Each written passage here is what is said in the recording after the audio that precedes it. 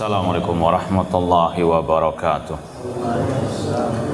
Innal hamdalillah nahmaduhu wa nasta'inuhu wa nastaghfiruh wa na'udzu billahi min syururi anfusina wa min sayyiati a'malina.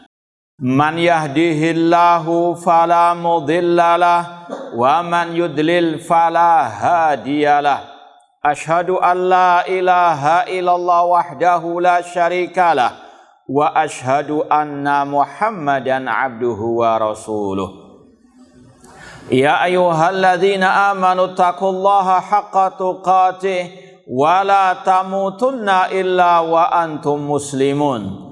Ya ayyuhan nasu taqu rabbakumul ladzi khalaqakum min nafsin wahidah wa khalaqa minha zawjaha wa batha minhuma rijalan katsiran wa nisaa'a wattaqullaha alladzi tasaaluna bihi wal arham innallaha kana 'alaikum raqibah. Ya ayyuhalladzina amanu taqullaha wa qulu qawlan sadida yuslih lakum a'malakum wa yaghfir lakum dhunubakum wa may yuti'illaha wa rasulahu faqad faza fawzan 'azima. Amma ba'd, fa inna asdaqal hadithi kitabullah wa khairal hadi hadyu Muhammadin sallallahu alaihi wasallam wa syarrul umuri muhdatsatuha wa kullu muhdatsatin bid'ah wa kullu bid'atin dhalalah wa kullu dhalalatin finnar. Ma'asal muslimin, ikhwani fillah wa akhwati, bapak-bapak, ibu-ibu, saudara-saudariku rahimani wa rahimakumullah. Alhamdulillah, segala puji bagi Allah Subhanahu wa taala yang mempertemukan kita kembali dalam kajian kitab Al-Mukhtar fi Usuli Sunnah oleh Al-Imam Ibnu Al-Banna Al-Hambali Al-Baghdadi As-Salafi rahimallahu taala. Semoga Allah Subhanahu wa taala senantiasa memberikan kepada kita keistiqomahan dalam belajar akidah salaf dan berpegang teguh dengannya sampai akhir hayat kita nanti. Kita masih dalam pembahasan tentang bab at-tahdziru min madzahib al-hululiyah wal musyabbihati wal mujassimah. Bab tentang tahdzir, peringatan, larangan dari mengikuti ajaran kelompok al-hululiyah yang mengatakan Allah di mana-mana, yang menafikan Allah di atas langit atau di atas al-arsy, dan larangan dari mengikuti ajaran kelompok al-musyabbiha yang menyerupakan Allah dengan makhluk, dan juga larangan tahdzir peringatan dari mengikuti kelompok al-mujassimah yang mengatakan Allah jisim sebagaimana makhluk. Naudzubillahi min dzalik. Kita lanjutkan, masih berkaitan dengan bantahan kepada kelompok al-hululiyah atau yang semisal dengannya, yang mereka menafikan Allah ada di atas arsy atau di atas langit. Halaman 89. Sahih? Taib faslun. Poin ke-54. Qala. Masih ucapan Imam Al-Ajuri rahimahullah ta'ala.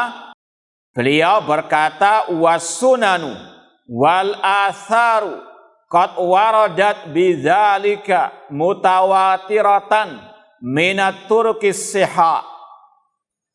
Sunnah-sunnah Rasul, hadis-hadis Rasul, athar dari para salafus saleh ini mutawatir, banyak periwayatannya dari berbagai macam jalan yang sahihah. Pemahaman Ahlus Sunnah, sekali lagi, keyakinan Ahlus Sunnah hanya mengikut apa kata Allah, kata Rasulullah sallallahu alaihi wasallam. Seandainya pun hadisnya tidak mutawatir, alias hadis ahad sedikit periwayatannya, Ahlus Sunnah tetap sami'na wa shaddaqna dalam masalah akidah. Ya, ini bedanya Ahlus Sunnah dengan Ahlul Bidah.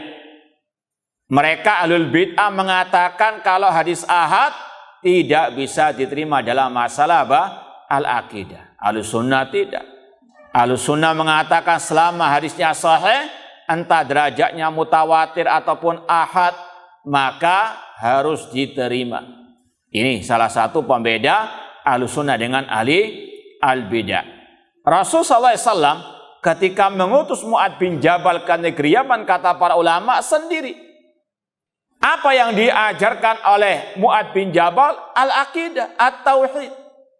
Ya Mu'adz, innaka ta'ti qauman ahla kitab, falyakun awwala ma tad'u ila syahadatu alla ilaha illallah. Wahai Mu'adz, engkau akan mendatangi ahlul kitab di negeri Yaman. Jadikan dakwahmu pertama kali tentang la ilaha illallah, tentang al-aqidah. Rasul mengutus Mu'adz sendirian. Kalau hadis ahad sedikit perawi periwayatannya tidak diterima, maka berarti apa? Tuduhan dusta, batil kepada Rasul sallallahu alaihi wasallam.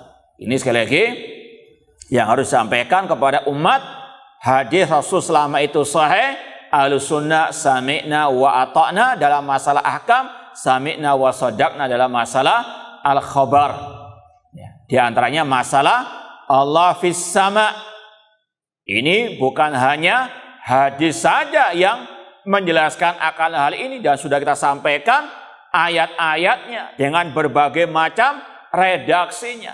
Ini sebetulnya suatu yang sudah terang benderang bagi yang masih punya al-fitrah salimah, yang punya akal sehat.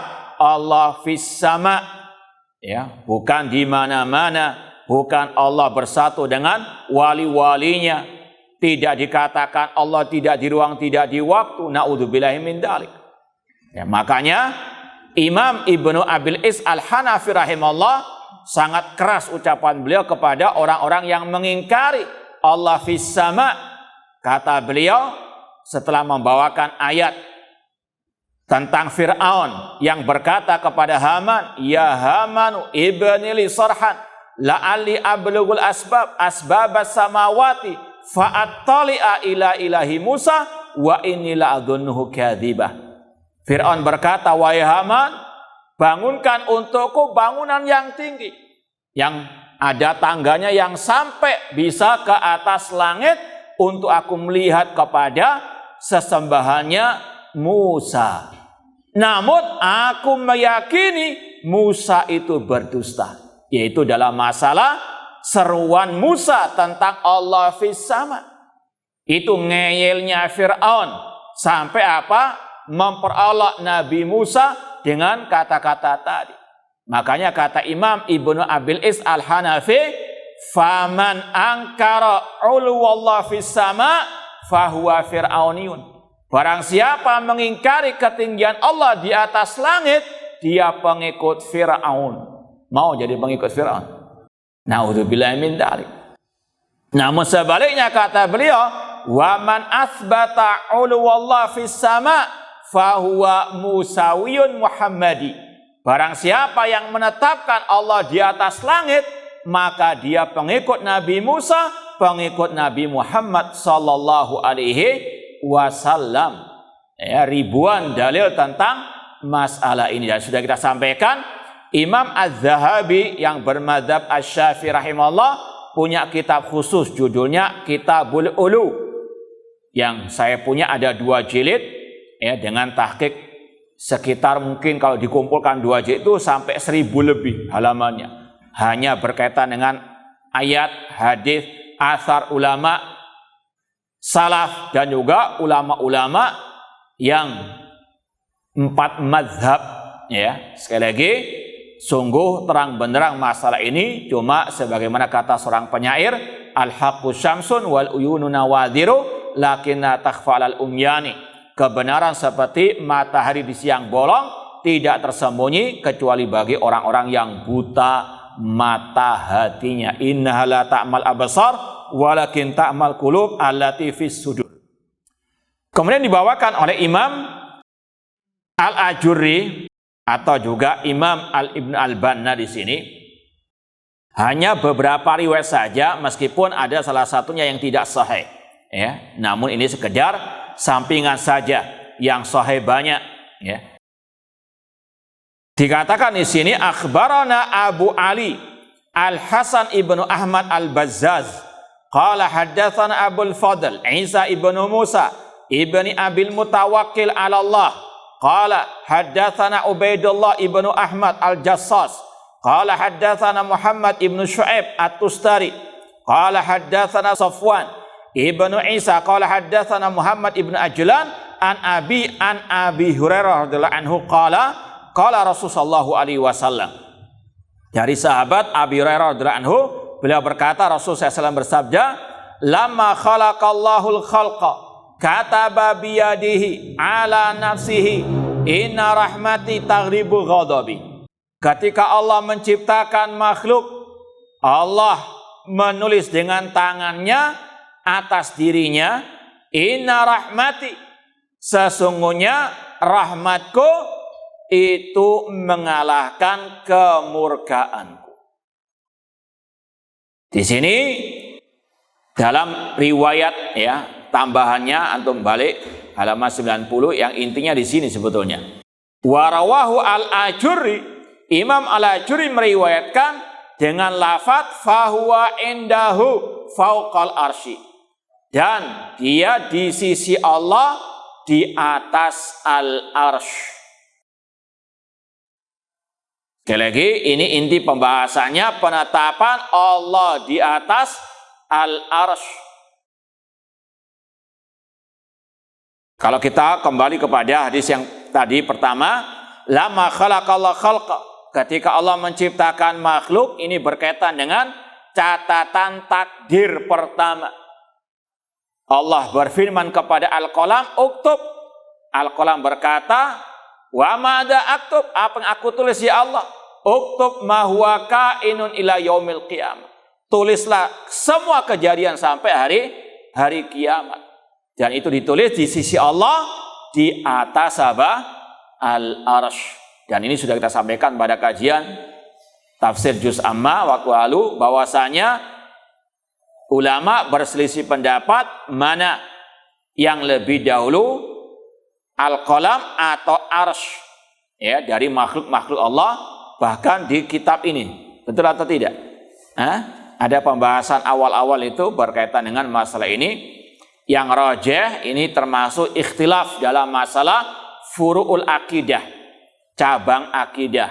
Tidak berkaitan dengan usulul akidah, tidak berkaitan dengan at-tabdi' kalau orang itu menyelisihi. Ya, karena ini khilaf di antara para ulama ahli sunnah wal jamaah. Namun intinya sekali lagi, fahuwa indau faqa al-arsy. Nah, poin ke-55 ini yang didhaifkan oleh sebagian ulama.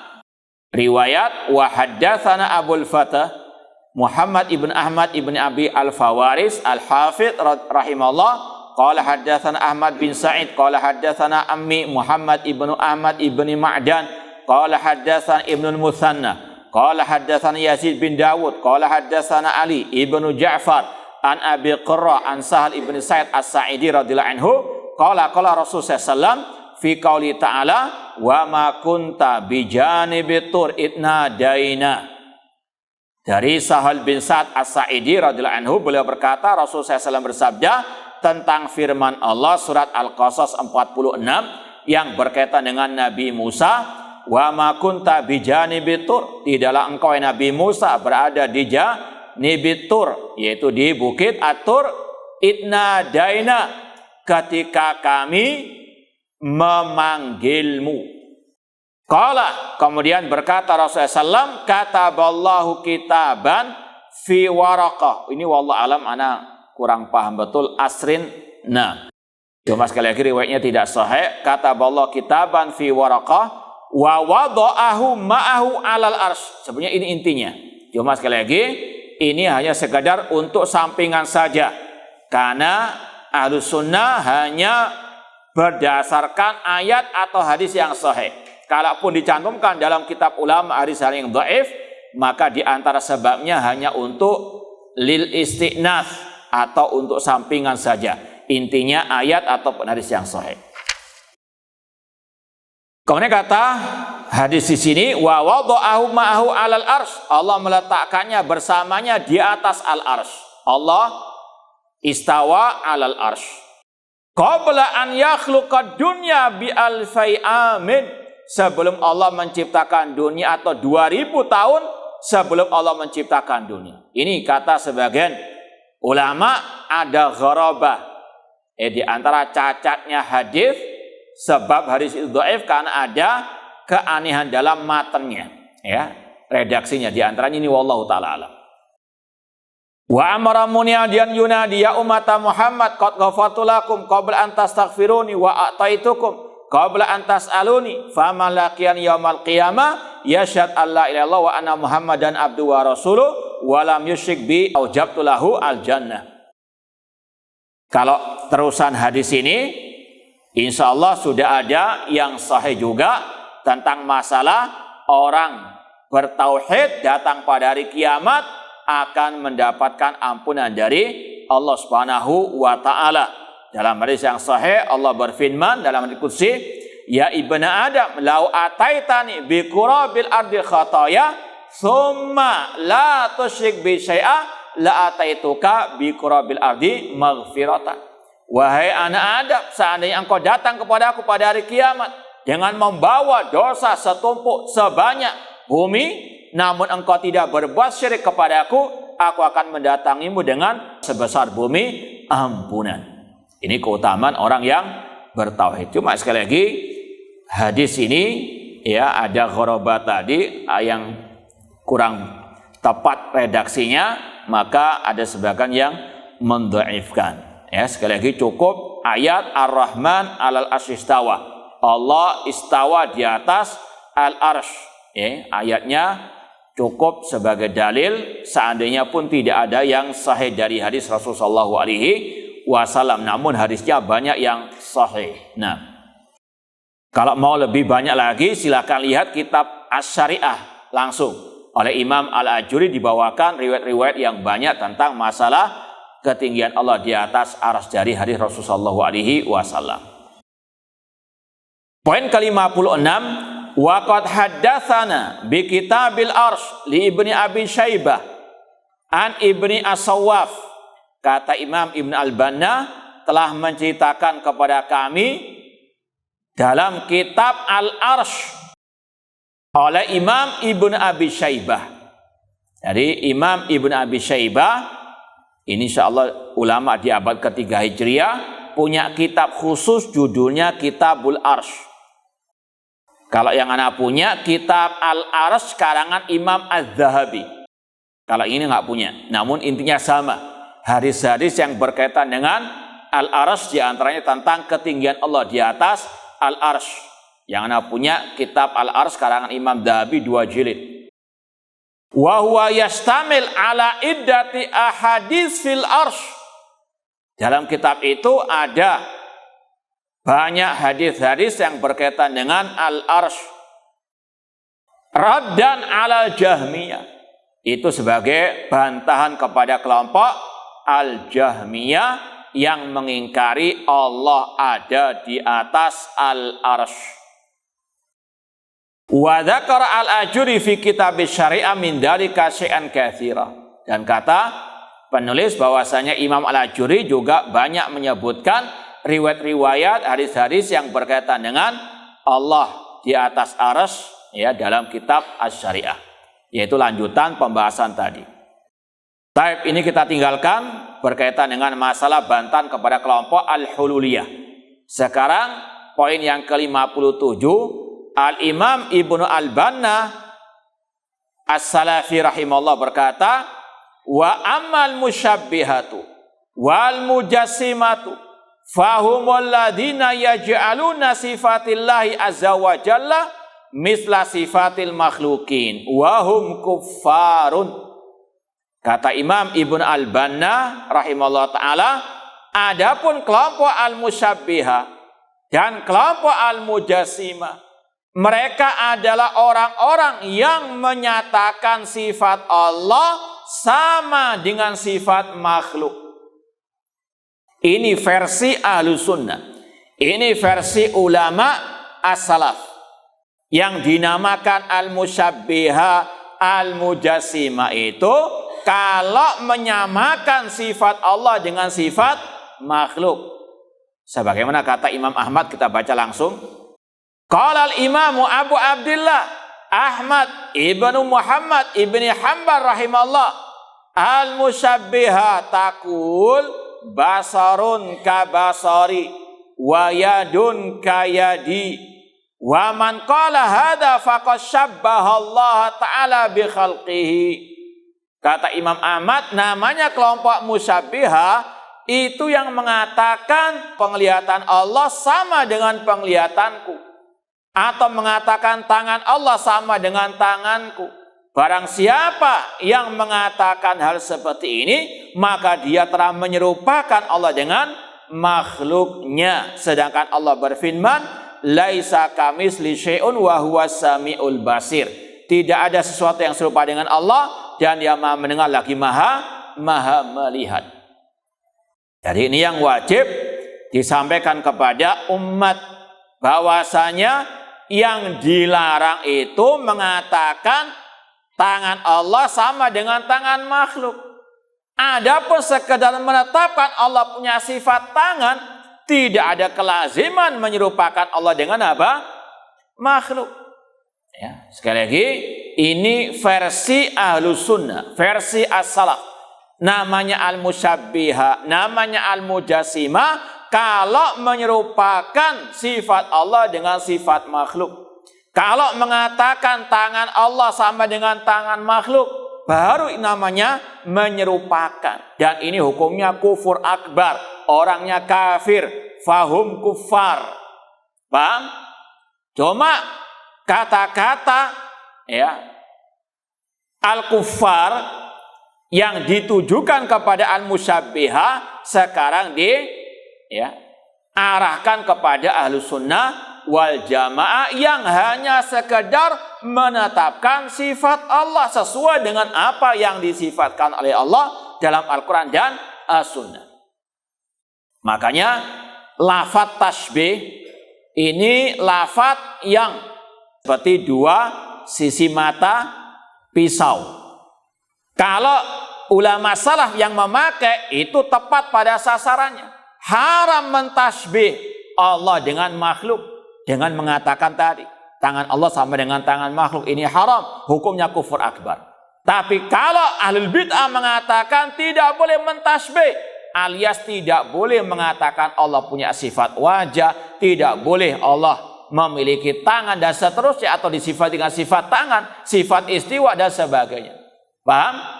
Ya, maka sekali lagi hati-hati jangan ahli bidah yang mereka selalu gagal paham ya tentang terutama al-aqidah, terutama tentang tauhid asma wa sifat.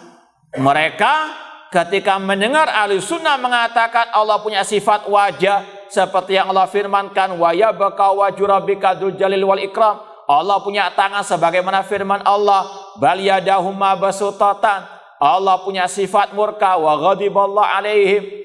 Kata mereka ini berarti menyerupakan Allah dengan apa? Makhluk.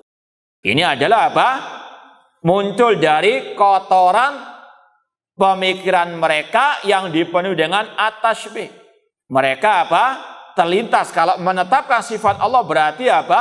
Menyerupakan Allah dengan makhluk, padahal tidak ada kelaziman. Ini ibaratnya sebagaimana kata Imam Ibnu Khuzaimah juga dalam kitab At-Tauhid ya. Perumpamaannya seperti kalau antum mengatakan monyet punya wajah, babi punya wajah, anjing punya wajah. Ketika antum mengatakan itu kepada seseorang, apakah yang terlintas dalam benak orang itu kalau dia masih waras? Apakah terlintas dalam benak orang itu bahwasanya Anda menyerupakan dia dengan wajah babi, wajahnya sama dengan wajah anjing? Contoh lagi ya.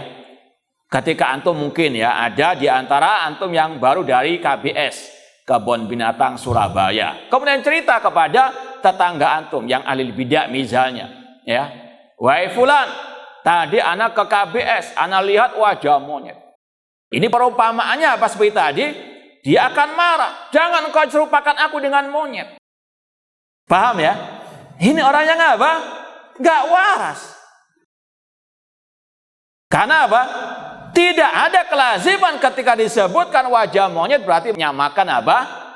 Dia dengan apa? Tapi kalau dia merasa ya mungkin, wallahu a'lam. Cuma secara sekali lagi logika yang sehat, sekedar menetapkan anjing, babi, monyet punya wajah, bukan berarti menyamakan dengan wajah apa? Manusia. Sekedar menetapkan wajah binatang bukan berarti menyamakannya dengan wajah apa? Makhluk. Ini antara makhluk, tidak ada kelaziman. Paham? Apalagi antara khalik dengan apa? Makhluk. Ketika kita mengatakan Allah punya wajah, nggak ada kelaziman kita menetapkan wajah Allah sama dengan wajah apa? Makhluk. Paham? Makanya ahli bid'ah ketika menuduh ahlus sunnah musyabihah ini salah alamat. Bahwasanya yang dinamakan musyabihah versi ulama salaf kalau mengatakan sifat Allah sama dengan sifat apa? Makhluk. Sekedar menetapkan Allah punya sifat, tidak melazimkan menyerupakan Allah dengan apa? Makhluk. Dan ini yang diucapkan oleh gurunya Imam Al-Bukhari rahimahullah, Nu'aim bin Hammad, madaqal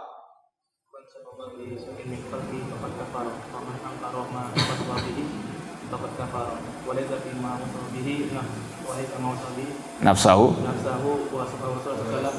tasbih. Ahsan, tabarakallah fiik. Nu'aim bin Hammad, gurunya Imam Al-Bukhari berkata, man syabbahallah bi syai'in min khalqi faqad kafar. Barang siapa yang menyerupakan Allah dengan makhluk, maka dia kafir. Yaitu tadi mengatakan tangan Allah sama dengan tangan apa? Ya, cuma kata-kata ini terkadang dipakai ahli bid'ah untuk ya menuduh ahlu sunnah salafiyin musyabihah. Hanya karena apa? Menetapkan sifat Allah. Mereka tidak membaca yang terakhir, yaitu ucapan beliau, walaysa fima wasafallahu binafsahu wala wasafa birasul tashbih. Tidak ada kelaziman sekadar menetapkan sifat Allah yang ditetapkan oleh dirinya atau yang ditetapkan oleh Rasulullah SAW itu sebagai apa? Tashbih, enggak ada kelazim. Paham ya? Jadi sekali lagi, kalau versi ahlus sunnah ulama salaf namanya al-musyabbihah kalau menyerupakan Allah dengan makhluk. Sebagaimana kata Imam Ahmad, kalau dia mengatakan tangan Allah sama dengan tangan makhluk, baru ini namanya at-tashbih. Orangnya namanya al-musyabbih, kelompoknya al-musyabbihah. Ya. Namun sekali lagi ini disalahpahami. Ya, atau mereka ahli bidah senantiasa gagal paham tentang masalah ini. Maka sekali lagi, kalau ahli bidah mengatakan tidak boleh mentasbih, ini beda dengan versi ahli sunnah bila tasbih. Ahli bidah mengatakan tidak boleh menyerupakan Allah, alias tidak boleh menetapkan sifat Allah. Nggak boleh mengatakan Allah punya sifat istiwa, tidak boleh Allah dikatakan punya sifat tangan dan seterusnya. Demikian pula al-mujassimah. Ya, al-mujassimah sebagaimana dikatakan para ulama, al-mujassimah kelompok yang mengatakan Allah itu berjisim sebagaimana jisim apa? Makhluk. Ya, ini juga apa? Sekali lagi kelompok yang sama dengan al-musyabbihah. Ahlus sunnah as-salafiyun bukan al-mujassimah. Sekali lagi, al-mujassimah al-musyabbihah ini kelompok yang keluar dari al-Islam. Versi ahlu sunnah, versi ulama salaf dengan kategori tadi yang mengatakan sifat Allah sama dengan sifat makhluk, Allah berjisim sama dengan jisim al-makhluk. Paham ya? Baik, kita lanjutkan. Berkata Imam Ibnu Al-Banna, wa bihim wajadal mubtadi' al-mulhid tariqan ala ahli sunnah wa ashabil hadith fa'adhafa ilaihim at-tashbih wa tajsim wa hadha kadhibun wa buhtanun wa ifkun wa tughyanun ma anzalallahu bihim min sultan. Dan gara-gara kelompok musyabbihah ini, kelompok musyabbihah yang asli ya, yang versi ahli sunnah tadi, gara-gara kelompok musyabbihah yang menyerupakan sifat Allah dengan sifat makhluk, ada kelompok mubtadi'ah yang lain, yaitu al-mu'attilah. Ya, kelompok al-mubtadi' di sini namanya al-mu'attilah, al-mulhid, yang menafikan sifat Allah. Mereka dapat angin, mereka dapat jalan untuk menuduh ahli sunnah musyabbiha mujassimah. Ya, dan sekarang ini juga lagi banyak ya kita dapati berapa kali ya di mungkin medsos lah ya tuduhan-tuduhan apa musyabbiha mujassimah kepada ahli sunnah, kepada salafiyin, hanya gara-gara as-salafiyun menetapkan sifat Allah punya tangan, sifat wajah dan sebagainya. Ya, ini sekali lagi salah satu sebabnya kata Imam Ibn Al-Banna karena adanya kelompok musyabbiha.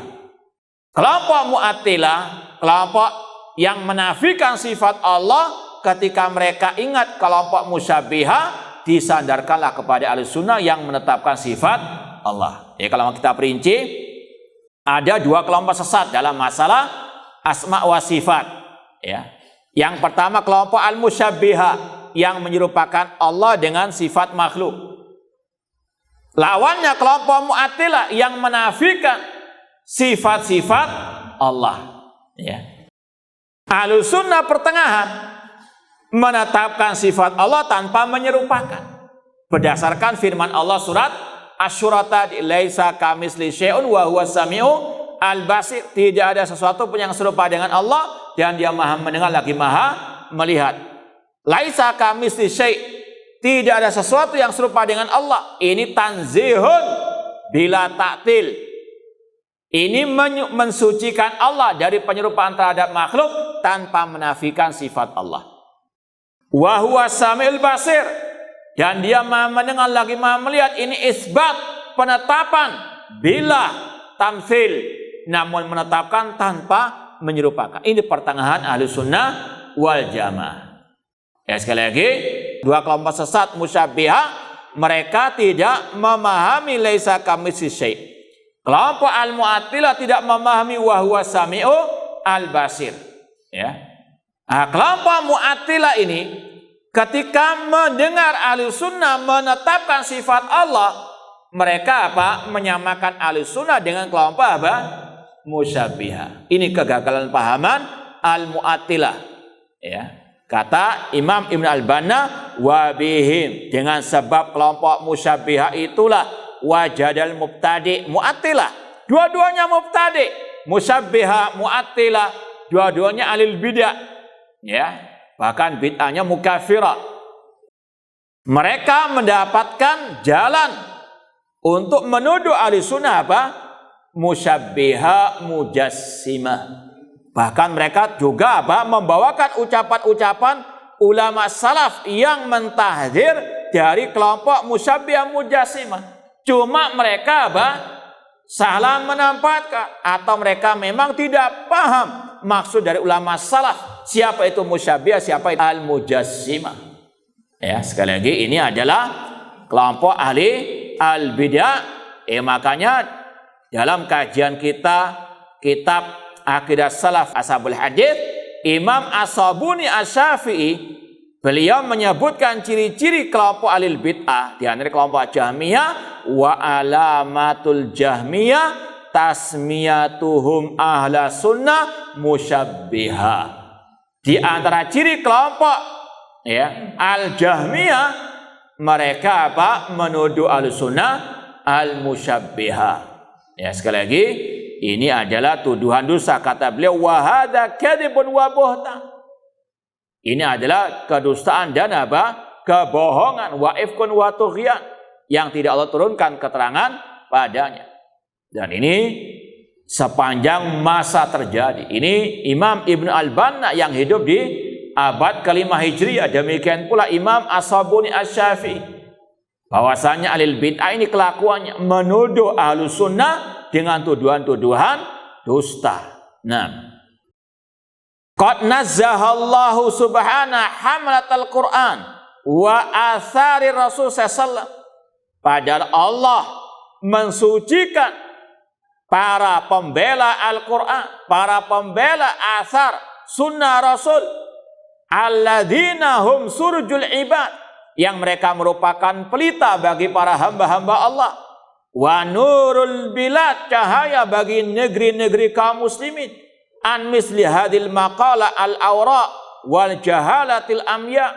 Allah mensucikan mereka dari semua tuduhan-tuduhan dusta tersebut. Dan kalau kita ingat juga kata Imam As-Sabuni Asy-Syafi'i, ini adalah kelakuan ahlul bid'ah yang mengikuti jejak kaum musyrikin jahiliyah yang mereka menuduh Rasul syairun majnun. Ini kelakuan ahlul bid'ah mengikuti jejak kelompok musyrikin jahiliyah menuduh para pembela as-sunnah dengan tuduhan-tuduhan dusta. Bal yadhihu indal uqala wa yasihhu indal ulama annaha min abatilil mulhidati hina daqa bihimul makhraj. Bahkan menurut orang-orang yang berakal sehat, menurut para ulama, tuduhan tersebut adalah kebatilan kelompok al-mu'attilah yang menafikan sifat-sifat Allah. Hina dhaqa bimul makhraj, ketika mereka sudah tidak ada jalan untuk bisa membantah Ahlus Sunnah wal Jamaah. Ya, Ahlus Sunnah dengan kekuatan dalilnya, kekokohan dasar mereka menetapkan sifat-sifat Allah, ini dalilnya dari qaul Allah, dalilnya dari sunnah Rasul, ini ucapan salaf. Ahlul bid'ah nggak punya jalan lain untuk apa? Membela diri kecuali apa? Lewat tuduhan-tuduhan dusta. Inilah bedanya ahli sunnah dengan ahli al-bid'ah atau yang mengikuti jejak ahlul bid'ah. Ketika sudah tidak punya apa? Hujjah, maka apa? Cari jalan-jalan yang lainnya. Yang penting menjatuhkan ahli sunnah, menjatuhkan yang punya apa? Kekuatan ad-dalil. Di antaranya dengan apa? Tuduhan-tuduhan dusta. Ya, di antaranya menuduh Ahlus Sunnah musyabbihah, mujassimah. Dan itu pun nggak cukup, terkadang apa? Pakai kekuatan, kekuasaan, ya, somasi dan sebagainya. Kalau zaman sekarang, ya. Kalau zaman dulu langsung di lobby penguasa untuk memenjarakan Ahlus Sunnah, di antaranya Syekhul Islam Ibnu Taimiyah rahimahullah dan seterusnya. Ini sekali lagi karena apa? Bangkrutnya hujah mereka. Padahal kata beliau, ini sudah jelas menurut orang yang berakal sehat. Seperti tadi, Ahlus Sunnah ketika mengatakan Allah punya sifat tangan, dalilnya mana? Bal yadau mabsutatan. Jelas sudah. Kalau dikatakan itu musyabbihah, berarti Al-Quran mengajarkan apa? Naudzubillah min, kelazimannya banyak.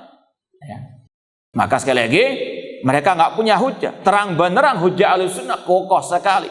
Makanya mereka nggak punya jalan membantah kecuali dengan apa? Tuduhan-tuduhan tersebut. Ahlus Sunnah musyabbihah mereka, mujassimah dan seterusnya. Walam yadih lahumul manhaj, ketika sudah gelap mata mereka, sudah buntu jalan mereka, yang mereka perbuat tadi hanya apa? Tuduhan-tuduhan dusta. Wa ra'au ma abadallah ala alsinatihim min auratihim asyani'ah wa jahalatihim al-fadhi'ah ma khalafu fihi al-kitab wa sunnata wa ijma'al ummah.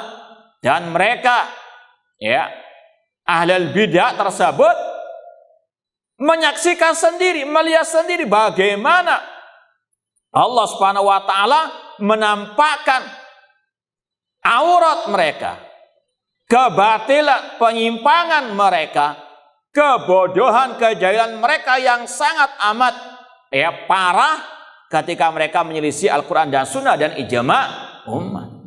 Ya. Kadang mereka sadar mereka nggak punya hujah, sudah ngeles bisanya. Ya. Yang ada apa? Tuduhan-tuduhan dusta. Ya, karena tidak mungkin mereka bisa punya hujah karena mereka jelas-jelas menyelisih Al-Quran dan Sunnah dan ijma' umat, ya, terutama dalam masalah tadi tauhid asma wa sifat, menetapkan sifat-sifat Allah, terutama Allah fi as-sama. Maka aradu an yumawwihu alal awam, mereka mencari perhatian orang-orang awam dengan tuduhan-tuduhan dusta tadi. Ya, ini kelicikan mereka. Wa yuhimu bi zukhrufil kalam, mereka bermain bersilat lidah, Orang yang mengatakan Allah punya tangan berarti dia menyerupakan Allah dengan makhluk, maka dia mujassimah dan seterusnya. Ya, ini sekali lagi kelakuannya ahli bid'ah. Insyaallah kita lanjutkan badal adzan. Kita lanjutkan lagi ucapan Imam Ibnu Al-Banna rahimahullah taala. Kelompok ahli bid'ah terutama tadi kelompok Al-Mu'attilah yang menafikan sifat-sifat Allah, yang mereka menuduh Ahlus Sunnah musyabbihah atau al-mujassimah, mereka berusaha untuk memprovokasi orang-orang awam, menjauhkan orang-orang awam dari ajaran salaf ataupun dari ajaran as-salafiyin tentang wajibnya menetapkan semua sifat-sifat Allah tanpa menyerupakannya dengan makhluk. An yumawihu alal awam wa yuhimu bizukhrifil kalam. Mereka memprovokasi orang awam, menipu orang-orang awam, dan dengan apa? Bersilat lidah. Manazzahallahu anhu kulla imamin yuqtada bi fil Islam. Yang Allah Subhanahu wa taala mensucikan setiap imam kaum muslimin yang merupakan qudwah, suri teladan dalam Islam. Wa yuhtada bi qawli fil halal wal haram, yang ucapannya itu diikuti oleh umat dalam masalah terutama al halal wal haram. Kemudian kata beliau, atura yadhunnu muslimun anna ma takharrasu yudannis misla Malik ibni Anas wa Sufyan ats-Tsauri wa Syafi'i wa Ahmad ibni Hanbal wa ghairihim minas sadati ulil ibadat wal mujahadat. Hayhat, kata beliau, apakah orang muslim ada yang mengira apakah tuduhan-tuduhan tersebut itu bisa mengotori, menjatuhkan seperti Imam Malik, Sufyan ats-Tsauri, Imam Syafi'i, Imam Ahmad bin Hanbal dan yang lainnya dari ulama-ulama besar kaum muslimin yang mereka ahli ibadah, ahli jihad. Hayhat, tidak mungkin. Artinya sekali lagi, tuduhan-tuduhan keji dusta terhadap ulama-ulama salaf terutama dalam bab ini tidak berpengaruh sama sekali. Dan ini pelajaran bagi kita semuanya, bahwasanya al-izzah semuanya di tangan Allah Subhanahu wa taala. Allah mengatakan tu'til mulka man tasya wa tanzil mulka mimman tasya wa tu'izzu man tasya wa tudhillu man tasya biyadikal khair. Yang bisa memberikan kemuliaan, yang bisa menghinakan hanyalah Allah Subhanahu wa taala. Maka tidak perlu takut dengan ocehan orang-orang yang bangkrut hujahnya ataupun dari ahli bid'ah yang mereka menuduh tuduhan-tuduhan dusta kepada Ahlus Sunnah wal Jamaah. Khaba wallahi ma rajau wa batala ma ammalu. Sia-sia demi Allah apa yang mereka inginkan, batal apa yang mereka cita-citakan untuk menjatuhkan Ahlus Sunnah. Seperti yang kita saksikan sekarang ini, bagaimana ahlul bidah bekerja siang malam untuk menghancurkan dakwah salafiyah.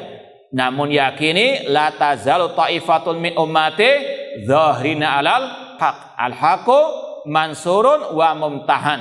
Kebenaran itu pasti ditolong, pasti akan menang meskipun harus apa? Ada ujian dan cobaannya terlebih dahulu. Bal ma dzakara ala imma fi ghulatim wa ghuwatihim alyak wa ilaihim asbaq mislu Jahm bin Safwan alladzi qala fi Ibnu Syaudzab.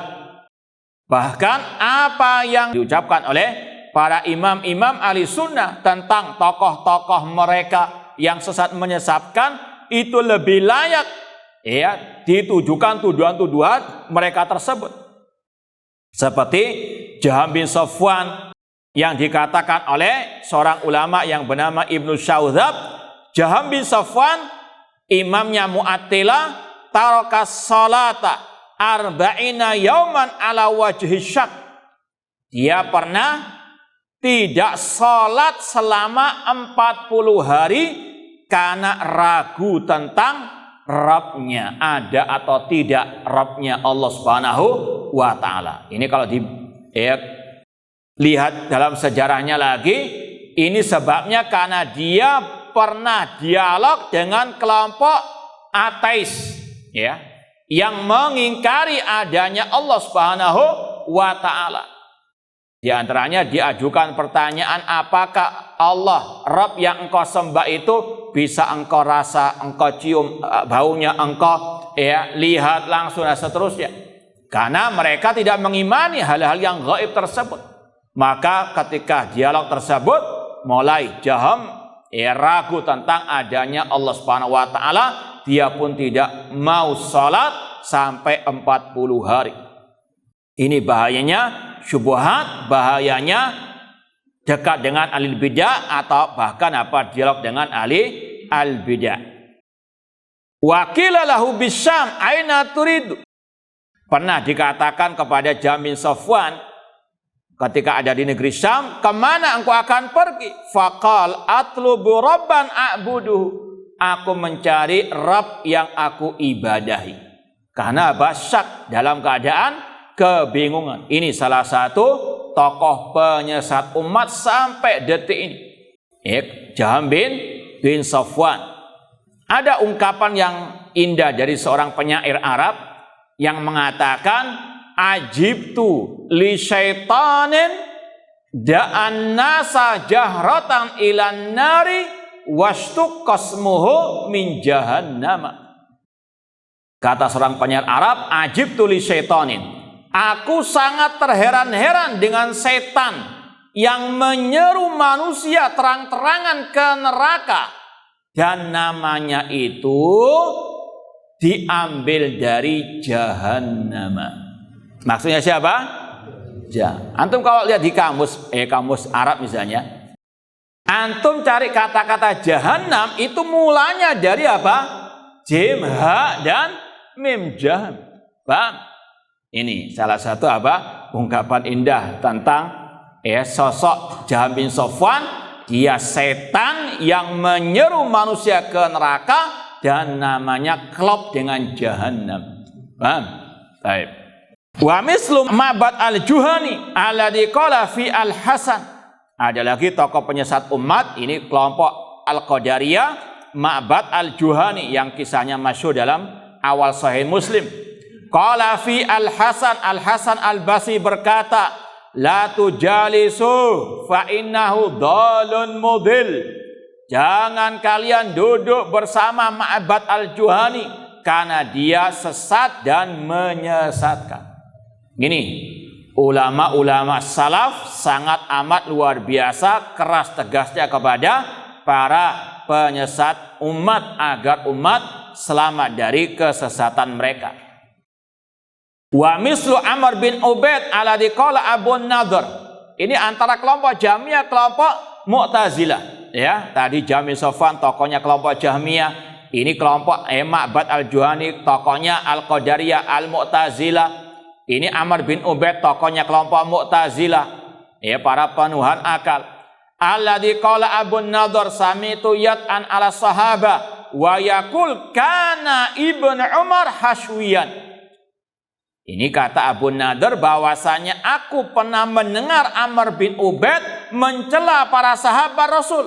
Di antaranya dia mengatakan bahwasanya Abdullah bin Umar itu hashwiyan, yaitu orang yang tidak ada harganya. Kenapa? Karena menetapkan sifat Allah. Ini sudah pernah kita sampaikan dalam akhir pembahasan kitab Aqidah Salaf Ashabul Hadits. Di antara tuduhan-tuduhan atau gelar-gelar yang diberikan oleh ahli bidah kepada ahli sunnah, yaitu ini, bahwasanya ahli sunnah itu hanya membahas tauhid asma wa sifat, sedangkan manusia sudah sampai bulan. Apa artinya? Ini bahas-bahas apa? Enggak ada manfaatnya untuk sekarang ini. Ya, orang kafir sudah sampai bulan, kita bahas masalah Asy'ariyah, Jahmiyah, Mu'tazilah. Kalau kita jawab masalah orang itu bisa sampai ke bulan, PPN sudah ya. Kalau kita mau ke surga dengan apa? Al-aqidah as-sahihah. Nah, ini maksud daripada Hashwiyan, bahwasanya intinya ahlul bid'ah demikian kelakuannya, suka memberikan gelar-gelar jelek kepada ahlus sunnah hanya karena tadi ahlus sunnah menetapkan apa yang ditetapkan oleh Allah di dalam Al-Quran dan Sunnah Rasulullah SAW. Ini ada satu pertanyaan, apakah ucapan aku melihat dengan matamu, aku berjalan dengan kakimu, aku mendengar dengan telingamu termasuk dalam wahdatul wujud? Ini mungkin berkaitan dengan masalah hadisul wali, ya. Rasul SAW bersabda, Allah berfirman, Man adali waliyan faqad adantu bil harbi. Barang siapa memusuhi wali-waliku, kata Allah, aku akan mengumumkan perang kepadanya. Kemudian Allah menyebutkan ciri wali Allah, wa ma taqarraba ilayya 'abdi bisyai'in ahabba ilayya mimma iftaratu alaih. Tidaklah hambaku mendekatkan dirinya kepadaku dengan sesuatu yang aku lebih cintai daripada yang aku wajibkan kepadanya. Dan ciri yang kedua, wala yazalu 'abdi yataqarrab ilayya bin nawafil hatta uhibbah. Dan senantiasa hambaku waliku itu mendekatkan dirinya kepadaku dengan yang nawafil, yang mustahab, yang sunnah-sunnah. Faidah ahbabtu, ini intinya. Kalau aku sudah mencintainya, kuntu sam'ahu alladhi yasma'u bihi, wa basarahu alladhi yubsiru bihi, wa yadahu allati yabtishu biha, wa rijlahu allati yamshi biha. Maka kalau aku mencintainya, aku, kalau terjemahan yang tepat, yang benar, aku akan meluruskan pendengaran yang dia mendengarkan dengannya. Tapi kalau orang yang nggak paham, bisa jatuh ke dalam wahdatul wujud. Terjemahannya kalau ala wahdatul wujud ya seperti ini. Aku akan menjadi pendengaran yang dia mendengarkan dengannya. Ini adalah tafsirnya wahdatul wujud memang. Ya, maka sekali lagi kalau memang ada terjemah seperti ini perlu diluruskan. Kecuali kalau memang orang-orangnya itu adalah apa? Betul-betul penganut kelompok wahdati al-wujud. Memang kata ulama, hadis ini disalahpahami dan dijadikan sebagai ajaran kelompok wahdatul wujud. Padahal sekali lagi ini tidak benar. Kalau mau dirinci panjang. Intinya di situ hadisnya membagi, ada Allah, ada al-abad.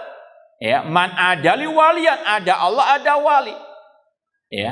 Dan Allah apa? Bedakan antara hamba dengan apa? Allah Subhanahu wa taala. Tidak ada kata-kata wahdatul wujud. Makanya hadis tadi diterjemahkan, dimaknai, aku akan meluruskan pendengaran yang dia mendengar dengannya. Bukan Allah menjadi apa? Pendengar, naudzubillahi min dzalik, menjadi kaki tangan, naudzubillahi min dzalik. Ini adalah apa? Terjemahannya memang akidah wahdati al-wujud seperti yang kita sampaikan pada pembahasan yang lalu tentang akidahnya Sayyid Qutb. Wallahu ta'ala alam, kurang lebihnya mohon maaf. Wa jazakumullahu khairan. Aqulu qouli hadza wa akhiru da'wana anil hamdulillahi rabbil alamin. Wassalamualaikum warahmatullahi wabarakatuh.